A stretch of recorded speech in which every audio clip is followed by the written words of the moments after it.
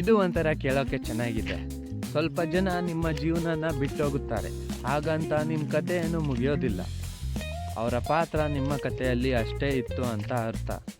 ಬರೋರು ಬರ್ತಿರ್ತಾರೆ, ಹೋಗೋರು ಹೋಗ್ತಿರ್ತಾರೆ, ಅದಕ್ಕೆ ಕೊನೆವರೆಗೂ ಇರೋರು ಇದ್ದೇ ಇರ್ತಾರೆ, ಅದೇನೇ ಆಗಲಿ.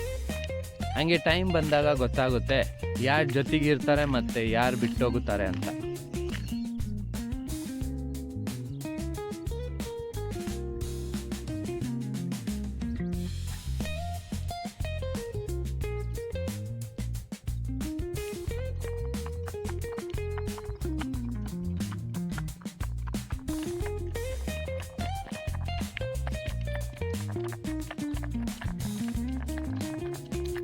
ಈಗ ವಿಡಿಯೋ ಮುಗಿಸೋ ಟೈಮ್ ಬಂತು, ಮತ್ತೆ ನಾಳೆ ಸಿಗೋಣ. ಅಲ್ಲಿ ತನಕ Bye, have a great time.